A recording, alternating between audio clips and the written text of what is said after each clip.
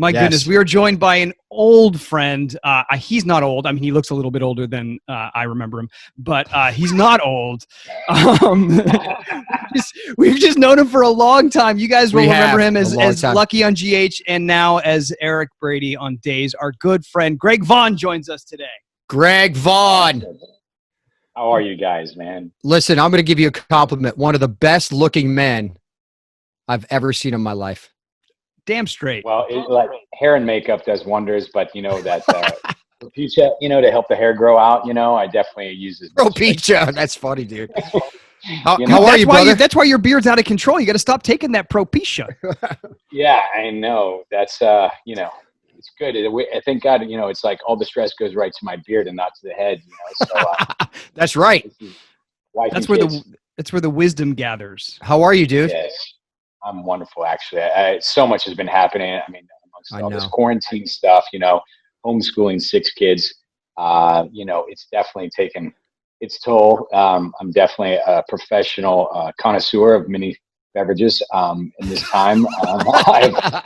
I've tried to find other ways of growing as a man, as a father, as a person to be influenced to them.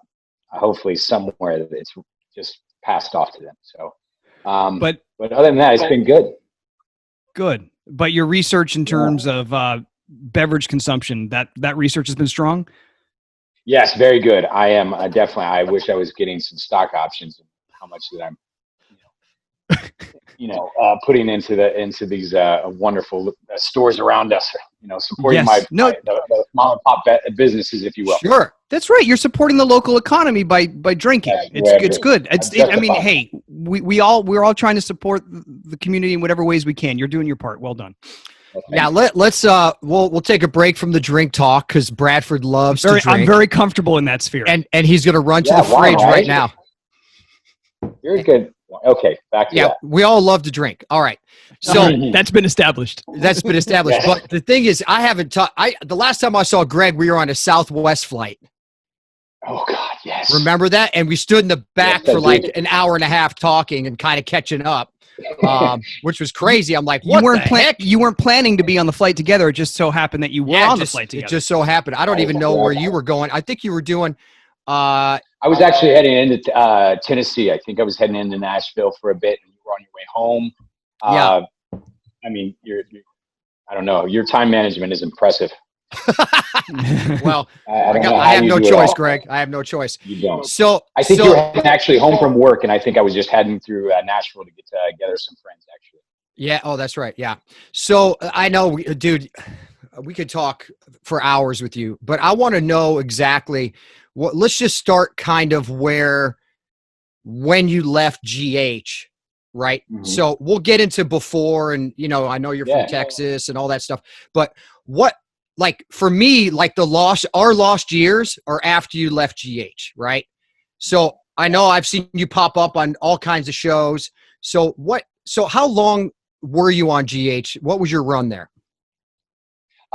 Originally I came on, it was like March of 2003.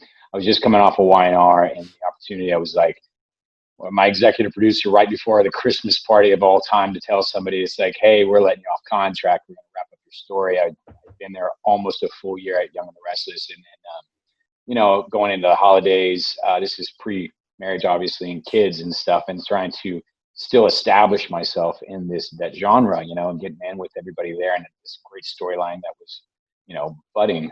And then all of a sudden they were just like, hey, we're going to wrap things up, and, you're going to come back in the new year, finish a few more days of work, and then that's going to be it. And I was like, I just like one door opening, one door closing, and another one will open. And right as the new year began, I got a phone call. Coincidentally, it was just, they were like, hey, General Hospital, they're looking for this character. It's going to be a recast. And but it's been off the canvas for a bit. I think Jacob Young had already done his time there, and been some years. And I had been a fan via a girl I dated in high school. She met during summer school during your beginning years of the early 90s of GH and stuff. And, so it was, I was familiar with General Hospital and everything, but I had not known, the depth of the story and the character and stuff like that until I came in and screen tested with Becky Herbst. And from that day. I was like, my last day of Y&R was actually the day that I got the call and said that I have been hired. So it was kind of a blessing. Wow, dude, that's amazing. Ah, that's nice. I was like, I remember it was like January 15, 16, 17. It was a Monday, Tuesday, Wednesday. I went in on Monday to work, you know, kind of like, hey, look, I'm going to actually go in and got the call, and I'm like screen testing and stuff. So I'm like finishing work and then screen tested that Monday afternoon after work. And then Wednesday, my last day, I was like saying goodbye, and I was like getting the call like, well, you got another job to go to. So it was kind of like a blessing, a huge, tremendous blessing. Well, that's awesome, dude. And then obviously you came in and, you know, we became friends. And so how long was your actual run there? I ran from that March of 2003 and then September of 2009. That's kind of when I wrapped up. And I remember it vividly like yesterday. I mean, those were obviously, I can say that was the greatest time of my life in film and television, you know, and just working on just coming into a realm that was my college years. I always like to say, I mean, we were young, all of us, you know, that, you know, that just getting our started with, you know, you guys and Maurice, y'all were such mentors to all of us young guys coming in and getting our feet wet, standard of where we had to, how we work, the professionalism that was around us with every veteran that could be there, but, you know, to work alongside with Tony Geary. I knew the pressure was on, but I knew I was amongst greatness, you know, and I was very proud to have achieved that moment, you know, and to put my little mark on it. And I was good. That's what, when I was leaving, Maurice always said, you know, it's like you've already made your mark. You don't need to tell anybody. Dude. Yeah, honestly. And, you know, from looking at when you first came in, how much experience, sorry, Bradford, I'll let you talk this podcast. No, it's good. Point. Well, no, because usually it's him talking the whole freaking time. But I want answers. I liked where you started. You guys work well together. Most of the time. Most of the time. Yeah. Well, because you're right. The lost years that of my mind of time that is the post GH years, but it's sometimes hard to start in the middle. So maybe we should just go back to the beginning, eh? Well, I just want to say this. How long were you acting? Because I don't, let me forget this point. How long were you acting before you got on to Y&R? I moved to LA in June of '94. So my first job was Melbourne Shores in '95. So I worked, you know, with Aaron Spelling, the whole Spelling Entertainment for 7-8 years. And I just come off Charmed and a deal with Glory Days, which was Kevin Williams. He did Dawson's Creek and stuff like that. And so we did a short run, you know, and then, you know, once I finished Charmed, then it was kind of like I did another pilot for Kevin, and then we didn't get picked up. And then Marnie Saidas, she had called me and she was casting. I hadn't met her, and she's like, listen, I know you're just wrapping up Charmed and all this stuff, and big fan, and came over to, and she was casting a director for Wine, Young and the Restless at the time. And so when after that run, then she called, you know, obviously Mark, you know, one of the best casting directors in town, and said, hey, he's got experience, you should see him. And I came in, so I was there. So what is that, like 7, 8, maybe 10 years? Yeah. But Steve, I think the point you were getting to is the growth that you saw in Greg over those years. You're absolutely right, Bradford. Yeah. That's when I saw and you, Greg, you can answer this question. I'm not going to speak for you, but when I saw you go through the drug addiction story, which I thought 100% you should have won an Emmy for that, because you were so good. And I get goosebumps talking about that story. You were so good in that story, dude, that I was like, holy crap. Yeah. That was like the holy crap moment, watching you going, this guy's got it. This is it. He did it. It's like you broke through something while you were at GH, but I don't know. You tell me for sure. That's correct.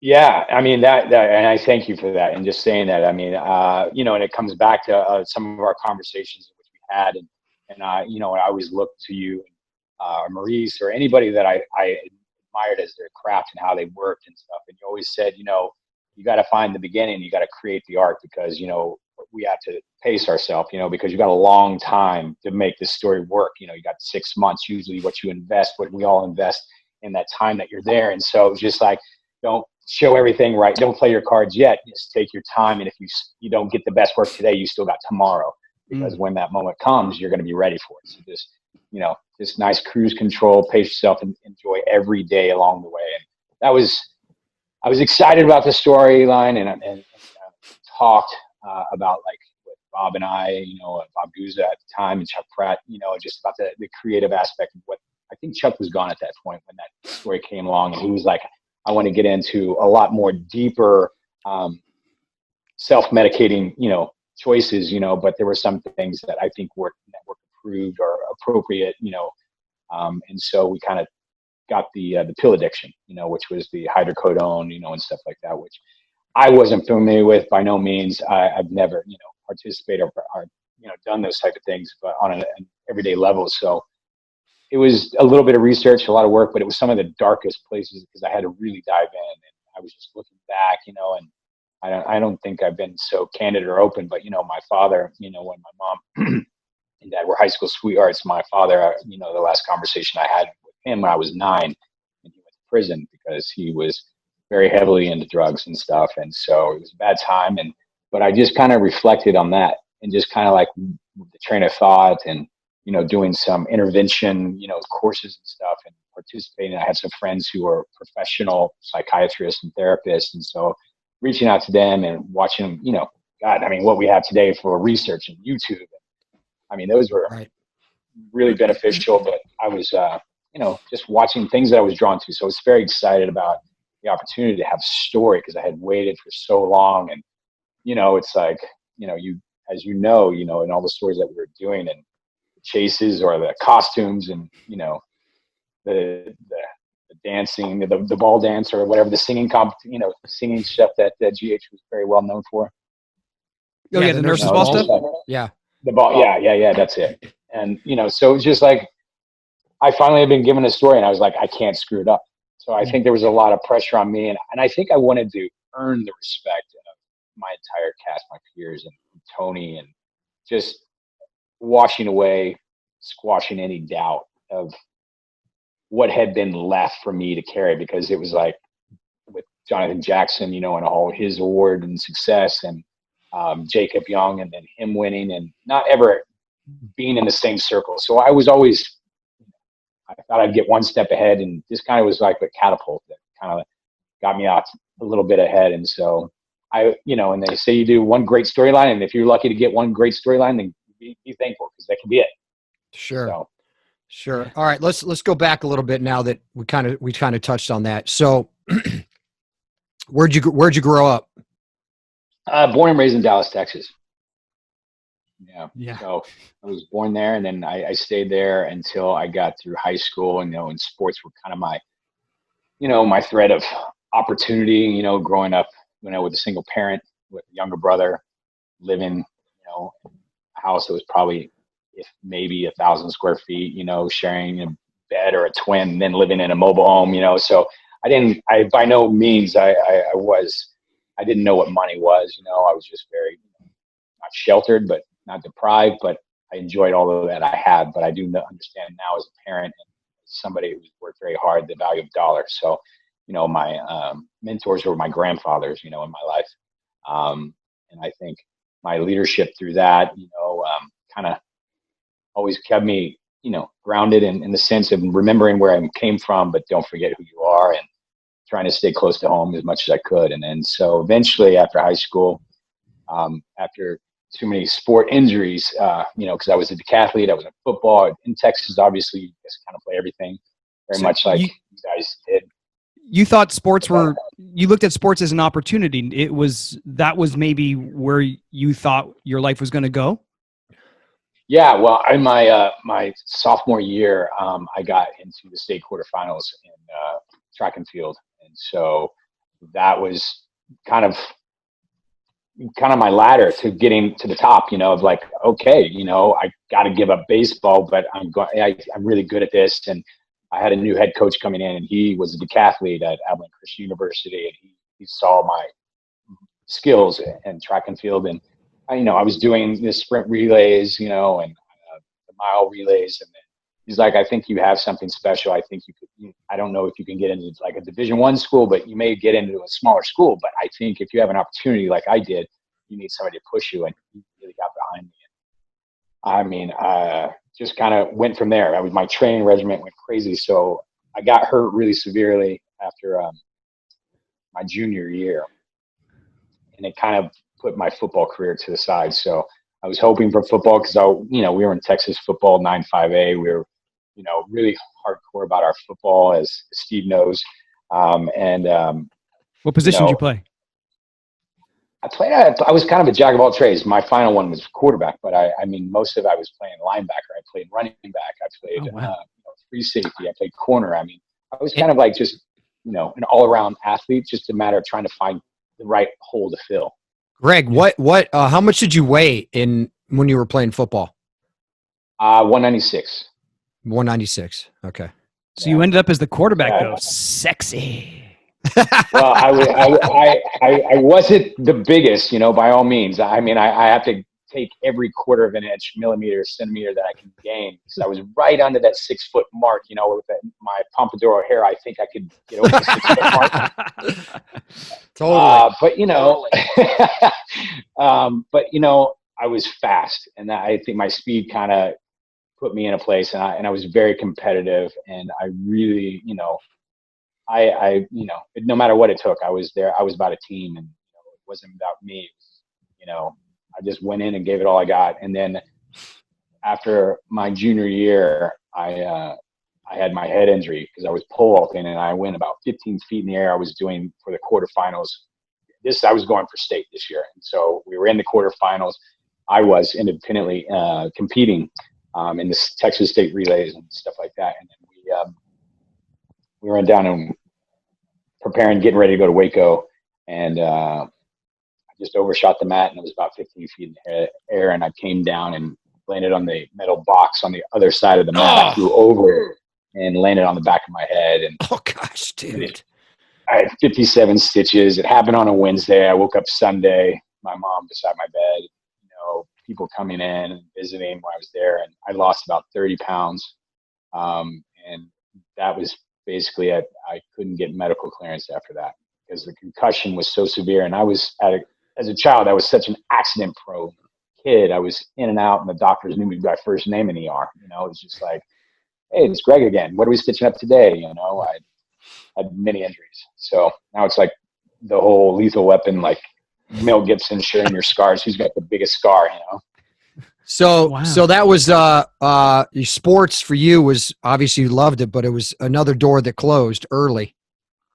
Yeah. Right? That led to it did my junior year, but I went back my senior year. I just focused solely because I was desperate. I was like, this is my last opportunity. Even though I had this severe injury, I said, I got to give it one more shot. And I trained, I did cross country. And then my senior year, I just played no contact sport and no football, no anything, no basketball, nothing. So I just focused on track and field. So I ran, I did anything that was non-contact. And then I won the first 2 meets, and then my third meet right before our spring break, lo and behold, I did it again. I broke a pole at a meet and shattered it, like sounds like a cannon. And I think the athletic department spent more money on buying me these fiberglass poles, to pole vault than anything else. So I broke 11 during my high school reign, which aren't cheap. Those catapults are, the Caterpillar and all that stuff. They're not cheap stuff. So anyway, I did it again, but I went the opposite direction. So now I have like a railroad map on the back of my head. You landed on your head again? Yeah, I went straight up because I had a brand new pole and I didn't have time to warm up, because after it broke, you get like a resting period to kind of recover mentally, but they expect you get like a 2-minute down, and then you got to get back because you got 15 other people waiting in line. So when you get a new pole, I know that no one gives a crap about this, but I do. Yeah. So when you get a new pole, when you get a pole, do you have to work it in, and the more you work it in, the better it is, or no? Yeah. Well, that's the way of thinking. Yes, that would be the logical way of doing it. But unfortunately, I did not get a chance. I didn't get any practice jumps. It was a matter of just grabbing it, loosening it up the best you could, sticking it against the corner of a wall and just trying to put some flex on it to loosen it up. But I had to go jump, and I jumped and I went straight up, straight down, same box, split.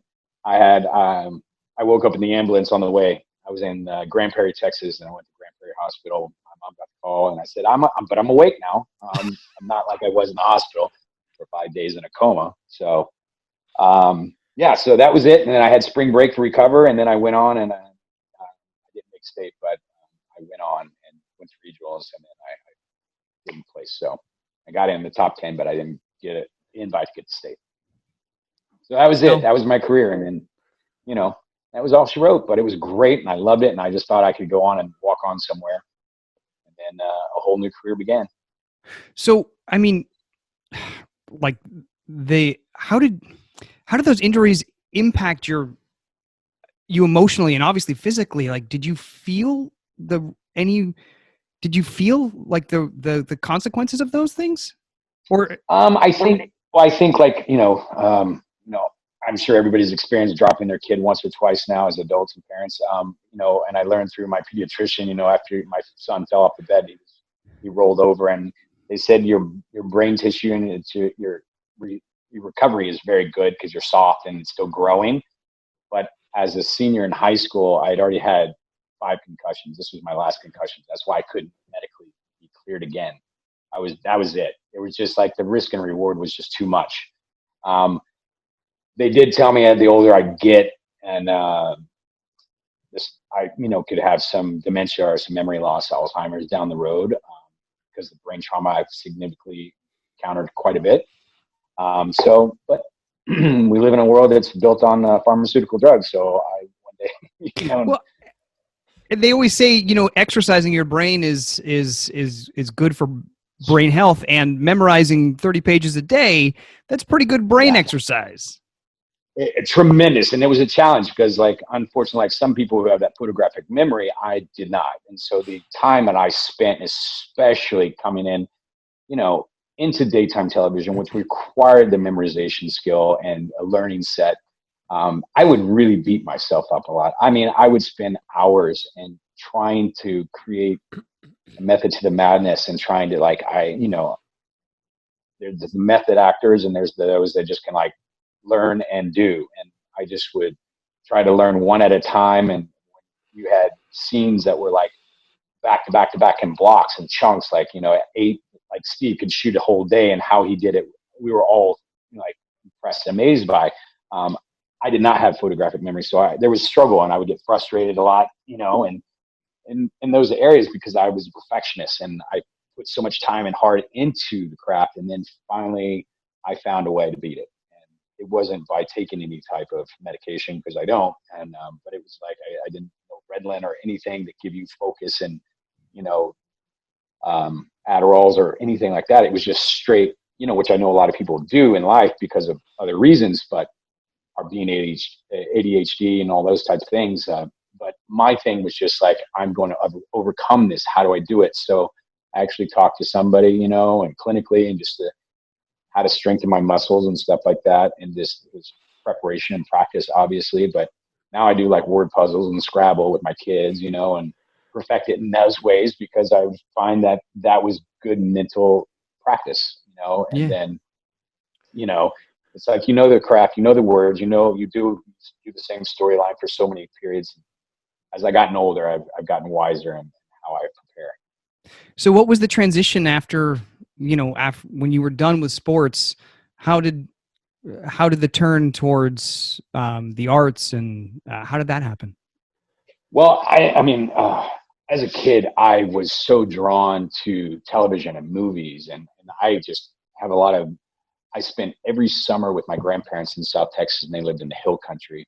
It's a beautiful environment, and it's called Fredericksburg, Texas, so it's right outside, southwest of Austin, San Antonio. It's down there. And so every summer I would spend with my grandparents. I'd go to Bible school, during the morning, and then I'd come in and I'd wait tables at the restaurant that my grandparents owned. So I could make my own money, and I could learn, and I could fish. And it's I always it's river runs through it to me, not the big, wonderful whitewater rapids, obviously, but we had the creeks and the hunting. And it's I could go walk and explore the backwoods and fishing and all the things that I wanted to do with a dog and just by myself. And it was very therapeutic.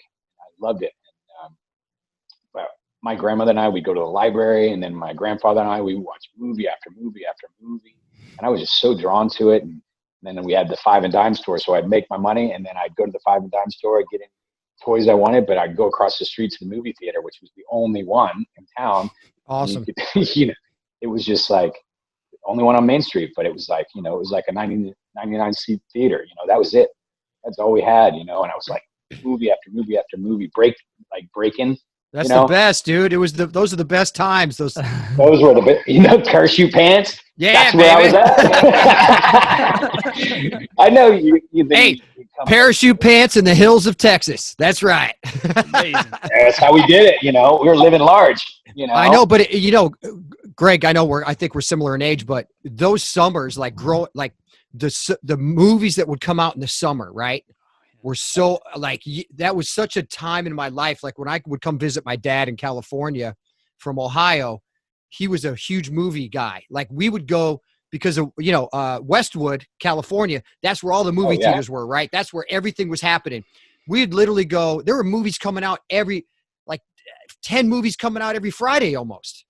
And we would go to multiple movies a day. My dad didn't care if they were rated R or not. I just went with them. Yeah. So it was just like multiple movies. The summer movies were so fun. So I can't imagine. And we had access to a lot of them. I can't imagine in a small town. I mean, the theater must have been so much for so many people. Like, man, when's the next movie coming? Or I'm going to watch this movie 49 times. Oh yeah. And we only had we didn't have you got 10 or 15 movies in one theater. We had one screen. Yeah. And so for me, it was like the drive-in theater, but nobody drove. I mean, other than my grandparents, but I was like, I didn't have any friends to go to the drive-in, right? And so the one theater in town, it was like, I just remember watching Purple Rain. I watched Jaws on that theater, I mean, I was watching and I'm like, I'm going to do this. I'm going to do this. However I can get on that screen, this is what I want. So I knew as a very young person that this is where I wanted to have a future career, if possible, so. But that's connecting those dots where you were with your background. There wasn't a clear way to do that. No, by no means. And nobody in my family is, a thespian of arts of any kind whatsoever. My grandmother, she was a painter. She beautiful artist, at home. She would paint all the blue bonnets and the grasslands or the dairy lands, the cows and the horses or whatever have you. But my grandfather was a worker. My other side of the family, they were all military cops. So I didn't really have anybody that was an actor by any trade, no drama. So I was the first of our family to kind of jump into the entertainment field, which was, everybody was quite concerned for obvious reasons, Well, what was the first, what was the first step? The first step, God, so funny. I'm so embarrassed, but my brother, who's best friend in elementary school, she used to cut my hair, and so I'd go into the local mall, into the salon, which was our Foley's department, which is like a Robinson May of California kind of thing, or Dillard's, and I went into the mall, and she would take pictures, just to make sure I liked it, or we could remember how we did it last time with like a Polaroid camera, and it wasn't like a real camera, like a still where you develop the film, so. It wasn't nothing fancy, but she had some photos, and there was this contest going on and promoting the store, department, the mall itself, and they were doing this back to school search kind of thing. And this was right before this summer before my senior year. And anyway, she had a photo, and she's like, "Oh my God, Greg should do this," and she submitted a photo for me, unbeknownst to me, and completely shocked. I was like, how did they get my information like this? But I received a letter like, hey, you've been selected to participate in this back to school search, and, fast track that it went through. We've seen your photos. We're going to let you know, notify you if you get into the top 10. And I was like, I have no idea how this happened, but it had Foley's, as a Foley's registration, stuff like that. And I'm like, Foley's, I have no idea how they got my information, and the only person I knew was cut my hair. So she's like, "Oh my God, this is exciting!" Because I told her about it. I was like, "You can't believe this, Foley's. I got recognized by Foley's," and she's like, "I did it. I sent your photo in." I was like, "You didn't tell me. Aren't you supposed to have permission before you do something?" she's like, Greg, I knew you wouldn't do it. You would have just thrown it in the trash. You wouldn't even have read it. So I just did it. And, I was like, oh, that's cool. Well, I got another letter and I still have it. Not on hand, but I got a letter and I was selected to be as their top 10 faces for men. And I was, going into my senior year, and I was like, wow, this is pretty cool. It's like, yeah, everything you set yourself up to, like, how were they going to just go by your picture, or what do you got to do? And then I found out it was like a runway show, and I'm like, No. I'm, and I'm all bottom heavy because I have football legs, track legs still. My legs are thick. I mean, I was wearing lineman football pants because my legs, I look like, Drew Cheatwood, tree trunks, I look like Milo, so I was not, you don't know that because you don't squat, you only do upper body, anything above. No, I work legs now, girl. Watch out. Okay. Yeah. So the thing was, I was like, I didn't know what to do, but I had Cavaricci pants to kind of cover up my bigger thighs in a way. So, we just went into the department store. I picked an outfit, and I did it, but I didn't win. And the gentleman who won, Charles Foley, he's a stylist now, and he and I was the only one that he said, you're the only guy who came up to congratulate me. And so we became friends and exchanged numbers, and he's the one who actually opened the door for me. He called me and he said, hey, I'm shooting with this photographer, and I know you didn't, you were interested or you're not interested, but I think you should come down and take some photos. And I was like, cool. So at this time, during my senior year, you start getting your senior photos taken. And somebody, and some people, it's like, hey, I know you take photos, my friend, they're studio stills and doing their senior, but they want to use you as a face to promote. They'll take free pictures. I was like, great, anything that doesn't have to cost my mom anything. So I had, new senior book photos from my mom, and then I had this professional photographer. So it opened a door and it got me a modeling agent. So that was my summer job. So I could figure out my next step. Wow. So all of a sudden you were making money as a model. I had a summer job as a model, and I was like, man, I'm getting paid like $300 for an hour of just sitting in here and smiling. This is great. I didn't have to wait tables, and I was underage, so I couldn't serve. So I had to bus, and I was like, who wants to be 17 and bussing tables at a restaurant? So I worked for an alarm company. I worked my uncle, his lawnmower shop, putting lawnmowers together, and I did installing security systems. So I was doing everything, and then all of a sudden I was like, man, Mom, I just made $1,000 this week modeling. I don't even make that in a month, Yeah.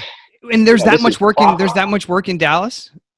Yeah, it's a very catalog market. And so Sure. I was with a very boutique kind of agency at the time. And then later I kind of worked my way up to a much bigger agency, because one led to another. And an agent from Milan, he had asked, his name was Max, and he came by both names. Max from Milano. He's like, hey, we saw your photos. We'd love for this guy, Greg. We think in my test photos, because I only had like 8 photos. And one of them, it was like a total, which would be like a DKNY kind of, it was all black leather jacket, black and white ripped jeans, no t-shirt. And it was really cool. And, and he was like, I think this kid can do something. And it ended up opening a door. And I went to Milan after only a few gigs and met Rosanna Armani. And then I was off on doing the Armani campaign. Wow, dude. Wow. That's amazing. Yeah. I mean, that's the day I got there. The day I flew, and not to just ramble on, but No, this is long story short, in 91, I graduated with my class, and I just turned 18, June 15th, to my fellow Gemini guy down across from us right now. So I went over to Milan and in the fall of 91 on a fluke. So I basically convinced my mom. It's like, Mom, I don't know which path I'm going to go, but I have an opportunity. I know you're adamant about me getting education, going to school. But I said, there's certain things that I feel in life that come down your path, and I don't want to look back and say, what if? I said, this is a chance for me. And I know you came out of high school and you got married, you graduated early, you had me 3 days after your 18th birthday. I said, I have an opportunity. So please, if there's one thing, and I begged, my mom's like, all right, I'm going to let you have 1 year. You have 1 year to figure this out and go play with this. Go spread your wings. And when you get back, you're going to school. Awesome. I was like, okay. So she's my heart and soul. And I went to Milan. I flew over in my Z Cavarici suit, with suit and tie, and flew there. The day I got there after jet lag, after 12 hours of flying, Max, my agent, picked me up. We went over and met Rosanna Marnie. Had no idea who she was. The next day, I was on a train to Rimini. So it was like in southern parts of Italy on the beach. And wow, I was getting fed. I didn't have to pay for anything. I didn't even have a place to stay. I hadn't even unpacked. It was just kind of like, just go. Yeah. So it was 10 days in Rimini, Wow. right south. It's kind of in the southeast of above the boot, but below Bologna, in the middle of the country. Did you know what you were doing? Like when they're taking pictures of you, did you like? Because when people take pictures of you, like there's all these different techniques about but had you been trained at all how to do this, or do you know what I mean? Set you up here, Bradford. Yeah, I completely understand what you meant, and when I said going from catalog market like Dallas or Chicago or the different markets of the country, in the States, this is domestic stuff. So I knew how to do catalog modeling at this point, even though I'd probably done like 10 jobs at the time. But it was so easy, Basic, squat and pose, and it's great. Smile. It's easy. You're going from J.C. Penney to high fashion. Exactly. Right? But I have no idea what I'm doing. And then maybe this is why there's a blackmail on this, because there's the funny story to this. So I get there and I'm doing this campaign, and there's like 5 gorgeous women, and there's like 8 dudes, all buffed out, older guys from all over the world, and I'm just like a fly on the wall. I'm just like, I don't know what to say or talk to people, and they're all speaking different languages, and they're from all parts of the country, and then, now my significant other, my fiance, she was actually in the job with me. So Angie and I, we actually worked, that was the first day we met. And that's crazy town. Yeah. Both being from Dallas of all places. She walked in and I was like, even then, I was just like bug-eyed, like, oh my God, are you kidding me? And I have the catalog, and she couldn't believe that I still have it. But that's amazing. I said, don't you remember us taking this photo? And it's me standing with an accordion. So I went from the catalog model that didn't know how to do that, shooting with Aldo Falai, one of the biggest photographers in the world. He's like, this guy, he has no clue how to be an editorial model. So give him the accordion. So it's me and my my leader hosen with a freaking. That's amazing. You were like the little monkey with the thing. Yeah, exactly. So that was that's awesome. And my glory, so I went from that moment, 10 days, I said, screw it. If they're going to make me the butt end of this joke, I'm going to eat well, drink well, have fun, made great friends, still to this day are still very close friends of mine of that gathering. I went back for a week back to Milan, and then I booked the Versace campaign. So I was doing I just did the 2 with Carla Bruni, who's the first lady of France. So I'm like, now is, but at the time she wasn't. She was dating Mick Jagger. And she's done all right. I walk in. Yeah, Donatella was there. Paul Beck, her husband, was there. Their daughter was there. She was 5, spoke like 5 languages already. I was just overwhelmed. But it was me, Carla, and another guy who were the main faces of there was 3 of us, so 3 guys. I was the youngest version, the youngest of them all. Obviously, I was 18. These guys were Scott, Benoit, and Paul. They were late 20s, early 30s, so they were experienced vets in my eyes. So I just sat back and watched and got in there. I got great stuff, but everybody hated me after this because I was the only kid at 18 who come in and did the 2 largest campaigns. I told you were good looking. I was photogenic. Let's put it that way. That's awesome. So dude, that's amazing. What an amazing experience, man. From it's funny, from Dallas to Italy. Well, and we've talked to a fair amount of people. Like a couple weeks ago, we talked to Galen Gehring and talking about his modeling stories. They're a little different than yours. Yeah, you had a little. I guess that just means that you're I guess that just means you're better looking than Galen. I guess that's what that means. I would concur. Oh man, there's That's- so many. Yeah, that's amazing. Galen and I, we've known each other like most of us do. We've known each Yeah. other since the early '90s in Miami and Europe and stuff. We were in definitely different groups, but we definitely crossed over. We hung out, and God, the list is long of all the friends: Galen, Gary, and James Hyde. I mean, it's Yeah, like, James. Yeah. Well, and Jason Thompson had some time over there as well. JT had some. Yep. Yeah. our paths never crossed. Yeah. Yeah. I never met Jason, but we have mutual friends outside of us, obviously. But yeah, I know he had some experience as well. A lot of guys that came from the modeling background that translated over to the acting.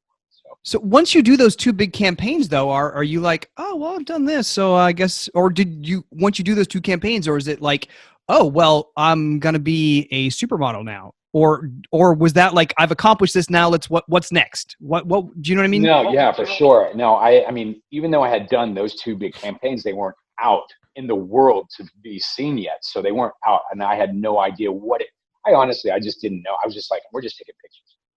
I didn't know the level of how they would be advertised or displayed. I thought they're just catalog books you get in the mail, that we receive the Dillards, or the weekly newspaper. But this was more editorial, and it was a learning experience and being a sponge, just watching everybody. And then outside of that, so I was there for a couple of months, and I was getting kind of homesick.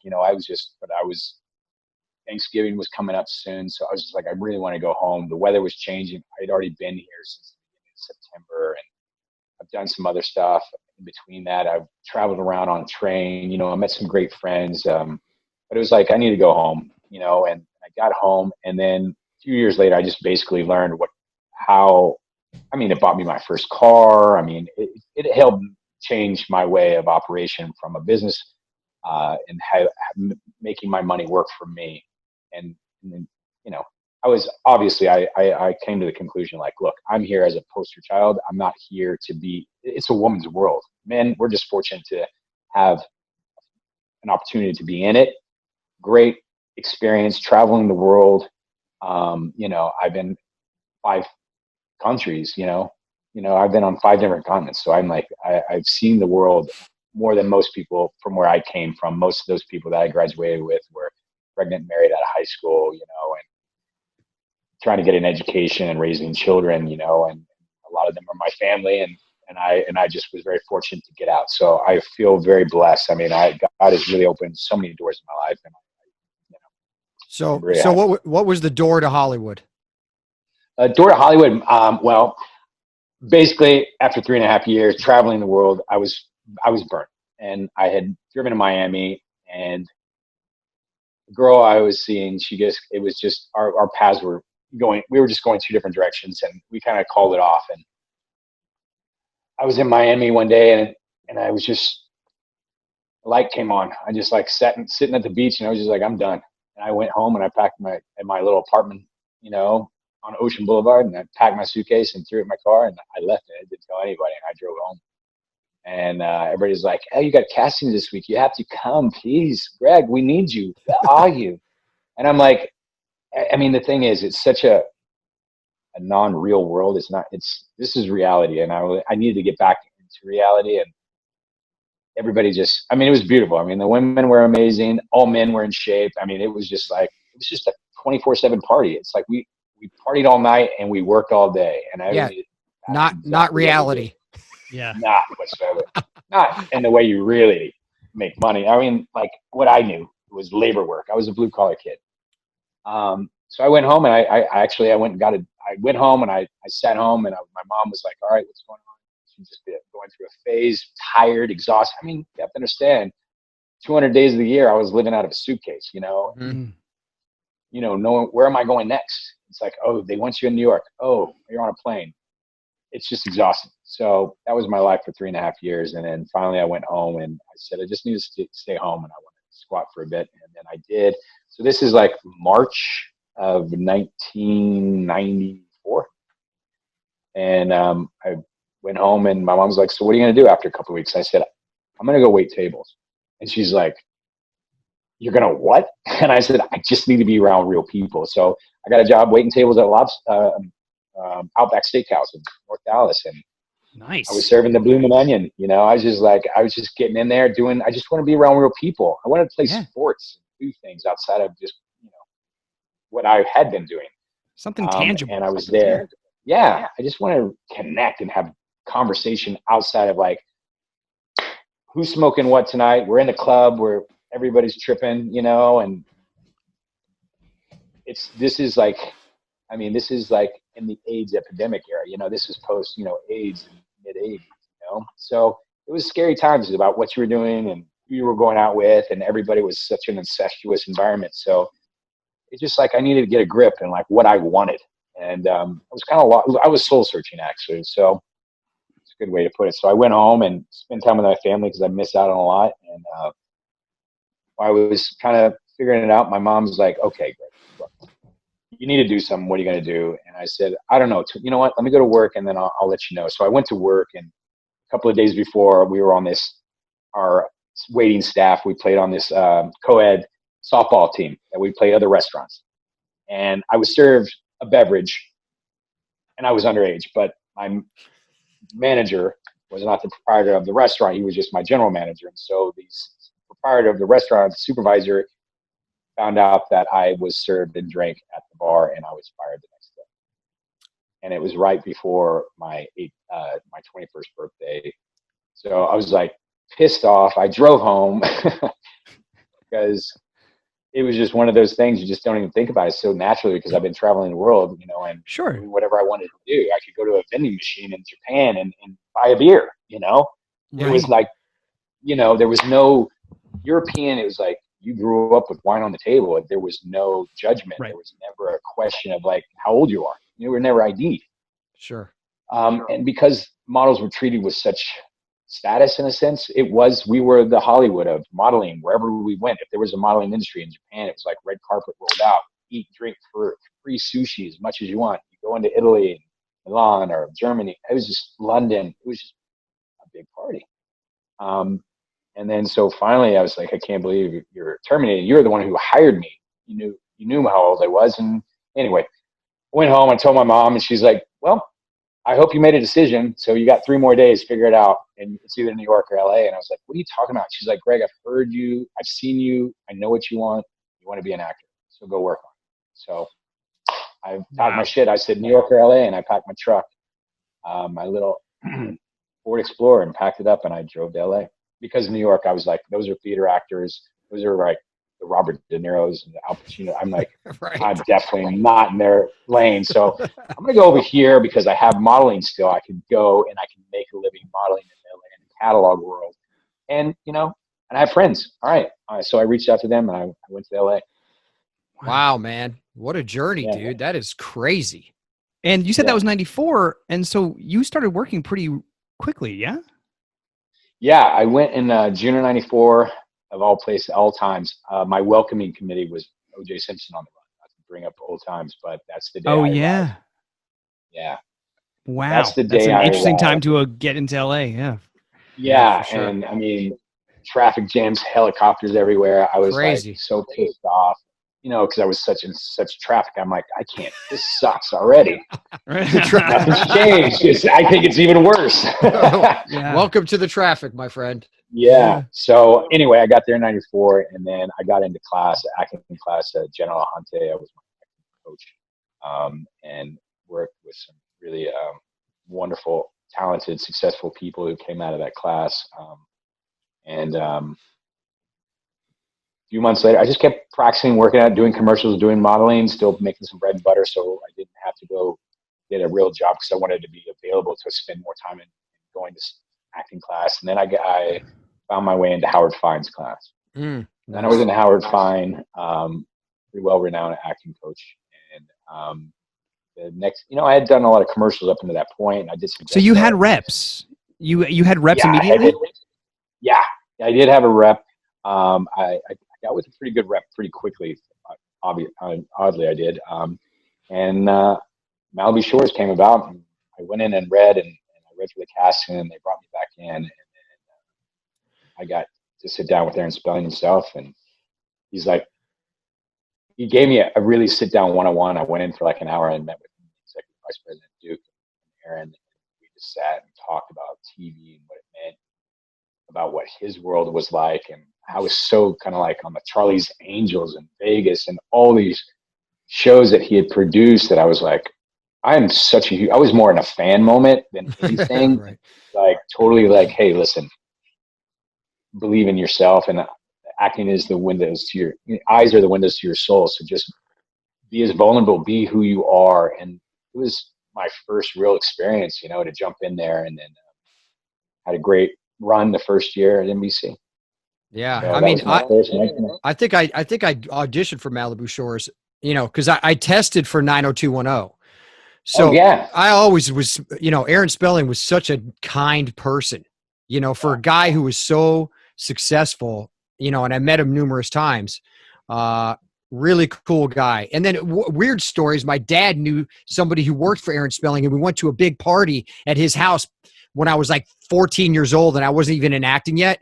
And there was a freaking bowling alley in the basement, and it was like this it was the craziest thing I've ever seen, man. Coming from Ohio, I'm like, what the hell is going on here? Yep.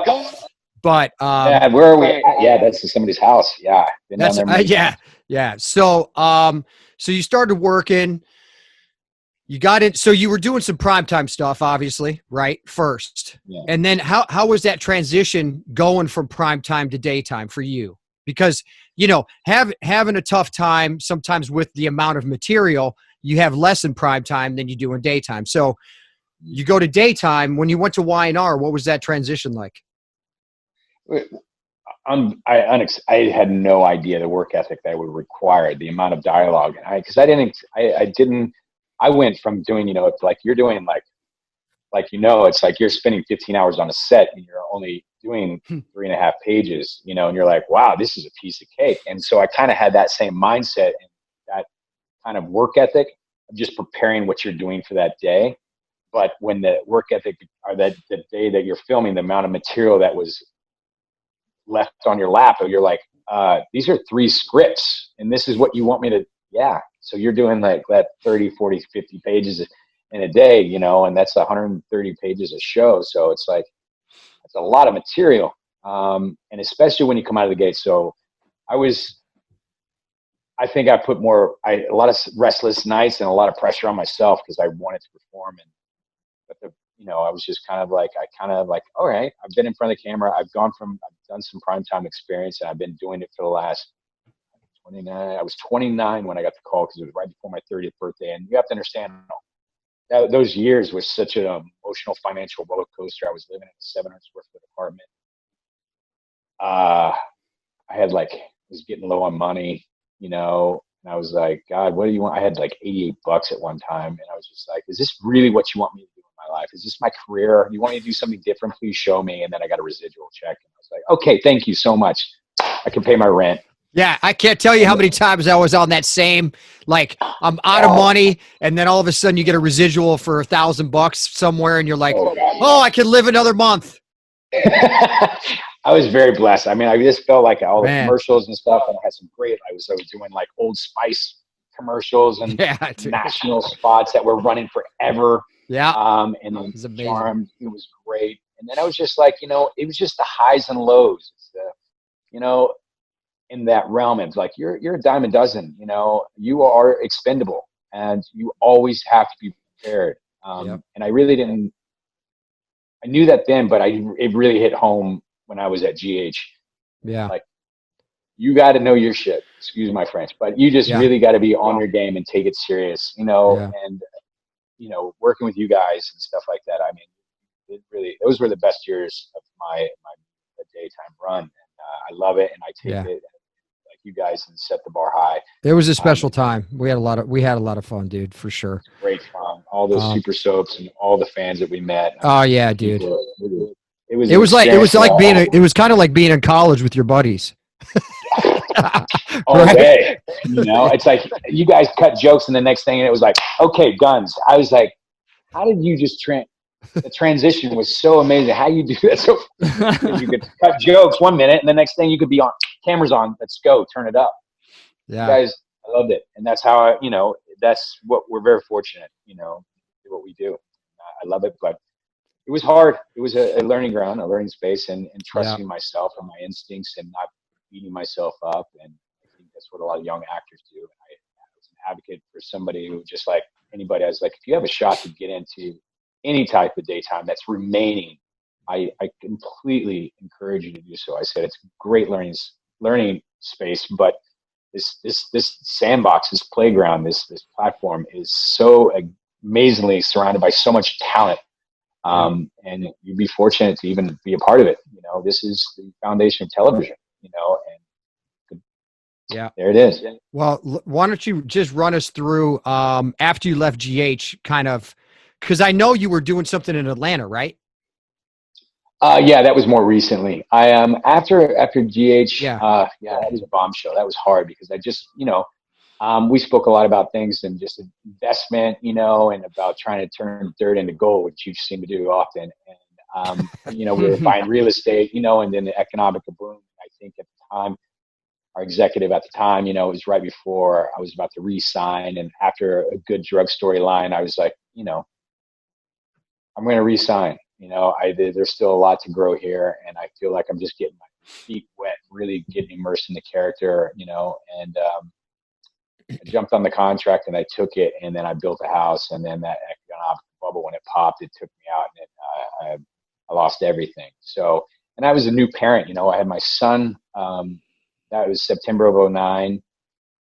The world is feeling so much pressure, you know, the housing market, and my son Jathan is now 13. He was 2. Wow. And then my middle son Kevin, he's 10. He was born January of 2010. So it was a hard time. That was really trying to figure out. You know, I'm like, I'm going to write a book, but I lived like a gypsy, and it's sad. I mean, it wasn't by any means. Nobody knew. My children's lives were not affected. They were, but they didn't realize.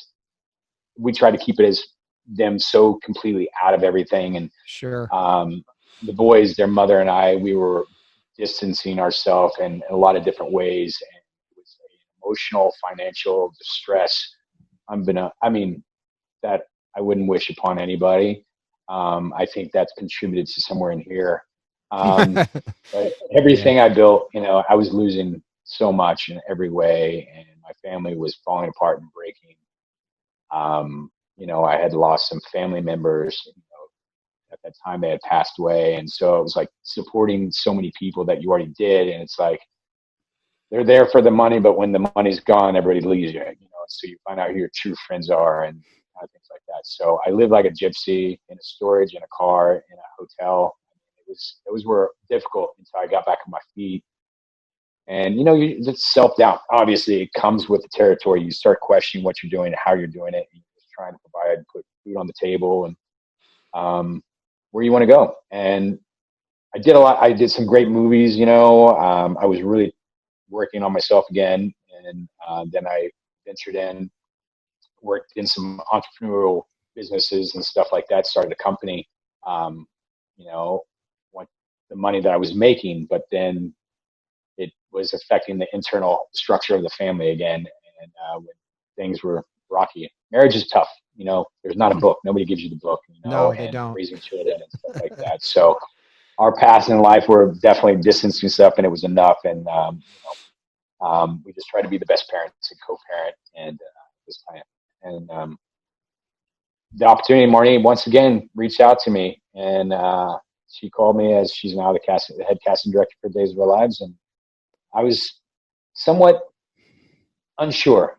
And I said no a couple of times before, but this one I said, I need to support my family, and I can't keep living like this. So I got a call. I told them there wasn't an offer. I said, I don't want an offer. I want to earn my spot there. I know what I can do. Just give me the material and let me do it. But the weird thing, the irony of it was, like, he was a priest. So going into Days of Our Lives was a different, a place I hadn't gone, you know? And so I was very spiritual, you know, without the bullhorn of pushing religion. But I was like, you know, I have a life with Christ and stuff in my life already.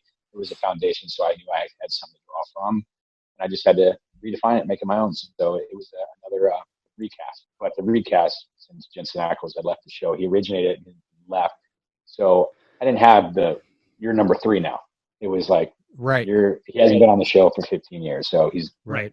I don't think he's coming back. You can reinvent someone at that point. It's not like you didn't have to watch him and go, oh, is there anything that I need to know from that? Like, yeah. Right.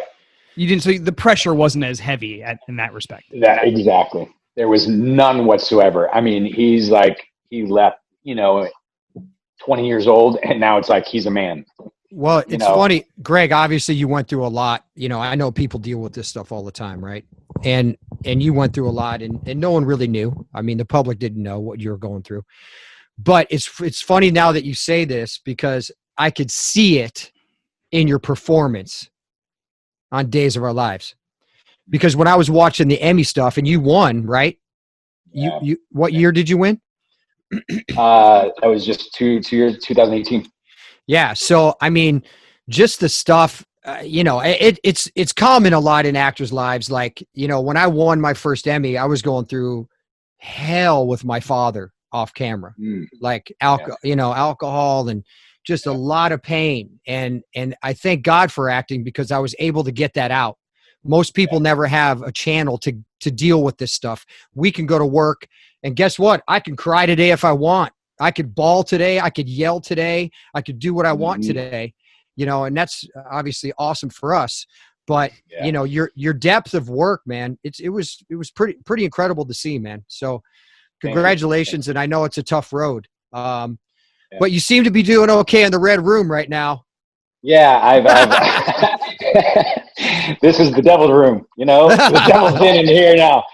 No, I've been very fortunate, I definitely, I've been very changed my ways in a lot of ways. Sure. I had a great long run. I was days during that time frame. I was there for like 3.5 years, and they fired me, which nobody knew. I mean, they let me go there. I was like, what?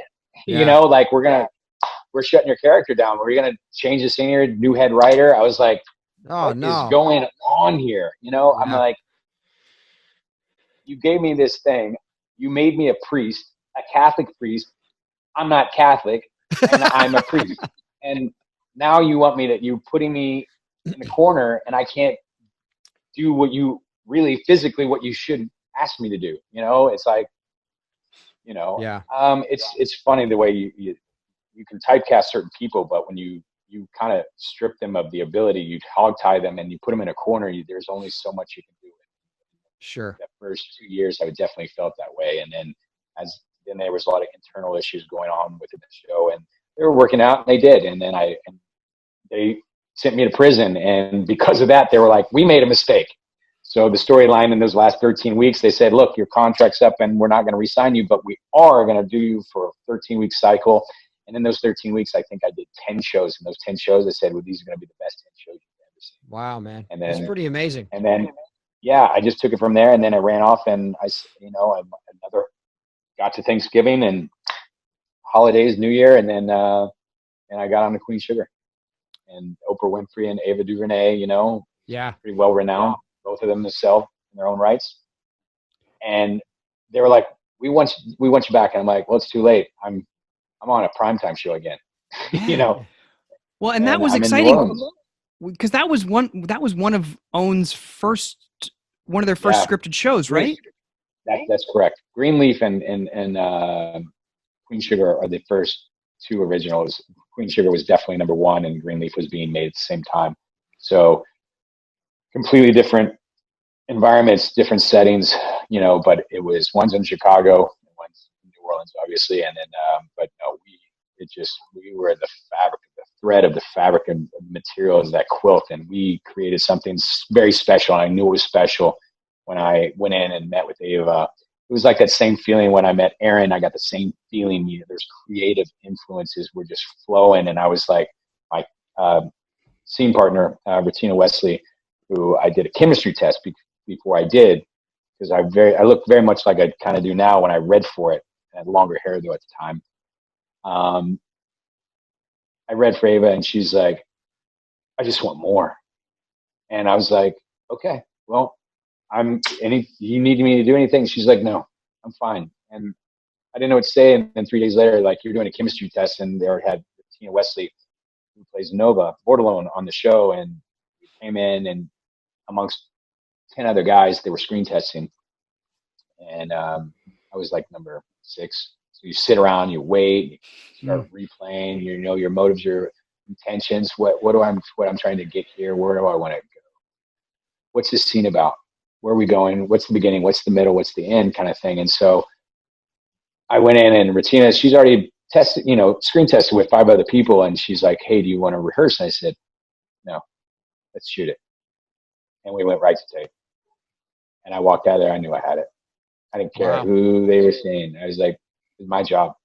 Nobody's taking this from me. I'm going to get it. So I did. I got it, and found out Friday we inked the deal. Valentine's, which was on a Sunday, we were, sorry guys, we were sitting back and having the table read. And then the next thing you know, that Wednesday I was on a plane. I mean, it happened like lights out fast. Yeah. Wow, that's amazing, dude. Yeah, it was pretty quick. And then I was in New Orleans. And then, but it was like having to leave my family was the first time that I had to really like detach myself from my 3 boys, you know, and I was, you know, I wasn't living the high life like anybody would think I was living. I was in a little full bedroom, you know, I was renting a room for my friend's house at the time because I was, you know, I couldn't afford a house. I couldn't afford to rent anything. So I was just subleasing a room. Right. And cable TV shows aren't paying. It's not like you were on the 10th season of ER, right? That is correct. That is true. Yes, it is. That is so true. And residuals were running out. Right. Yeah. That moment, you know, it's just embrace it when you get it. But no, I mean, I was in the same state of mind, but I was in a happier mental state of mind. I was determined to get something, and I did. And I took that as an opening, and I was like, trust me, I put it all in God's hands, and I just kind of let go. And I honestly, it was the best therapeutic medicine. I needed that. I was in a toxic environment mentally and physically and everywhere. I had my home life, my personal life. And when Queen Sugar happened, I was like, thank you, Lord. And I got there, and I locked myself into my little 1-bedroom studio apartment with no TV. Me and my notepad and that script, and wrote and read and binge watched on Netflix and prepared, and I worked. And that 6 months later, you know, it's like it skyrocketed quick. So is it still going on? Well, not at this moment, obviously, because we're waiting for our Governor Newsom to release the ability for most productions like yourself, I think, to go back to work. And you know, I've nobody knows, but I've finished my reign at days. So I'm back for Queen Sugar 5 right now, and I was there for a week and got shut down. Got it. Are they shooting? What's that? Is Queen Sugar still in Louisiana? Yes, it is. Which is a hot spot. So, you know, because I'm still airing out for all my Days fans that are listening. I love you all, and you know, I'm not. It's never over, so I'm not going to say it's over. But it's never over, buddy. Trust me. I'm taking a break, if you will, and I had a great opportunity. You know, they brought it to me, and so we were all coming into it, and you know, and Days was going through a renewal negotiation and not knowing where they were going to go, and I just felt my time was coming to an end anyway. So, but we're at Queen Sugar season 5. We got 1 episode in. We haven't even finished it. We were in full production, and we got the call. We had a conference call with the cast and Ava, and she's, you know, because of the beginning of something that we were unaware of what it was going to become. There's just not enough supplies for, you know, sanitary reasons for your family, your team healthy, and so we shut it down. And I came to the East Coast, and then I got my kids on a plane. I flew them here immediately. The boy's mother, she is in stage 2 of Hodgkin's lymphoma, and so she has a very weak, low immune system, and so she was doing treatment and chemo and beginning of radiation. So I felt for the greater good of her and for the greater good of the boys, I said, look, they're growing up and it's in their best interest. I have free time. Let me take full advantage of this. You focus on you, get your treatment, because she has friends that help her when she can, and, to get her to her treatments. But the boys have been with me the entire time, and our plan was to move to the East Coast at the end of the school year, but it's going to fast track. So Yeah. our future has been intervened, and God has a bigger plan. He always gets the best laugh. So, Wow. Sorry, So, dude. This is crazy stuff, man. I'm sorry to hear that. yeah, so I had my entire house basically in the last 2 weeks when you guys reached out. My house was being packed and arriving. So I've been unloading, packing, reloading. Sure. We had another house, in the low country of the Carolinas. And then I was receiving an 18-wheeler, and then I was unpacking my truck. Wow, dude. And loading up my truck, my little F-250. Oh, I'm country now, bud. Oh, So yeah, buddy. You're in the Carolinas now? Yeah. Oh, wow. Awesome. All right, dude. man. Yeah. Awesome. Well, if we're ever in the Carolinas, we'll call you, because Yes, please do, man. we were supposed to do 50 live shows of our comedy show Oh my God. this year. So we go to the Carolinas a lot, which Yeah. we love it down there. It's awesome. So beautiful. I So love it, and I fell in love from the day I got here. It's our homestead's in Charlotte, but I just got home last night from the low country. So got in at midnight last night with the boys. We were fishing and out on the boat. Awesome, just dude. Getting after it, just having so much fun. So outside of just doing schoolwork, but got the house packed and unloaded, and got some things here, and so just getting settled in and getting the boys ready to make their change. So we got. That's Get amazing. it going, bud. That's I amazing. love it, man. That's I was amazing. always envious and like, where's home for me? And then Yeah. when Angie and I, reconnected and we got together, and then, then got engaged Christmas Eve. So Congratulations, man. That's wonderful. Yeah, thank you. So I have never been happier. Good for you, dude. Well, I mean, so it sounds like this summer, are the boys done with school pretty soon? Are they finished with school? This was, they finished. They're scheduled to finish, I think, on the 12th of June. Okay. I have to check the calendar, but I think it is. So they're going in their last week, obviously. Yeah. This week, next week. Awesome. And I know things are quite differently changing, within the LAUSD school system, and how things are going to play out. So I keep reminding them. I said their friends are never gone. They can always have them come here, or vice versa. Sure. I know it's going to be different, and how they size the rooms and how they educate and stagger it. Mask. It's not the normal. I don't want this to be a new normal. Yeah. Not for our children. Yeah. But it sounds like this summer that you will have sounds like a pretty amazing opportunity to spend that time together and explore this new life that you guys have there. That sounds like it could be an incredible summer.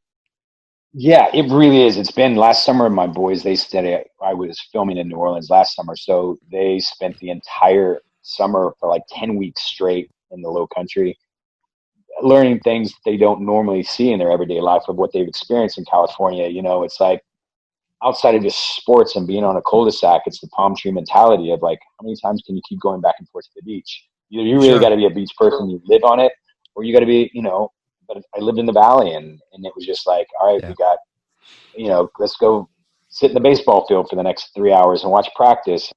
I mean, they've all experienced that, and I'm just happy to know that what they've done here, and they've seen so many things. I mean, I have fishermen, like my son, he just went on his birthday in May on a fishing excursion and caught like a 20-pound shark.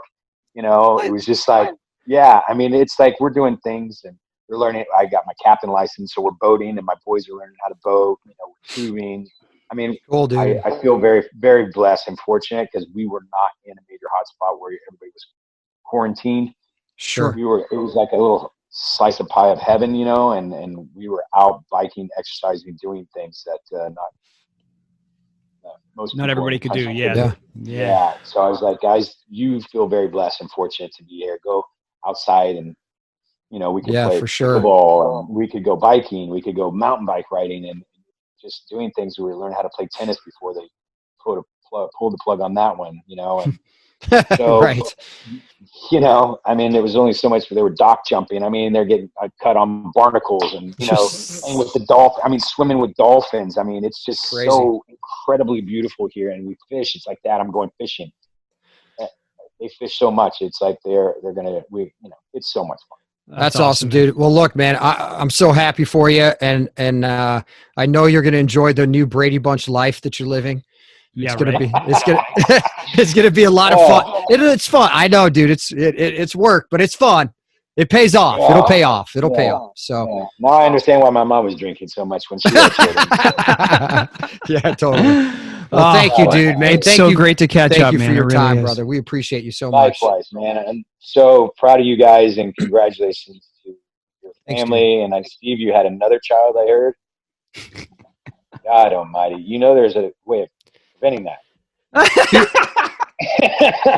Too late. Doctor.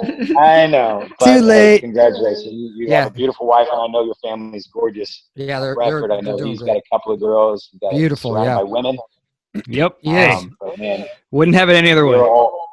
Yeah, I'm excited. I've never had girls, so the last few years have been a learning curve for me. Yeah. As they were like young women, and so Crazy.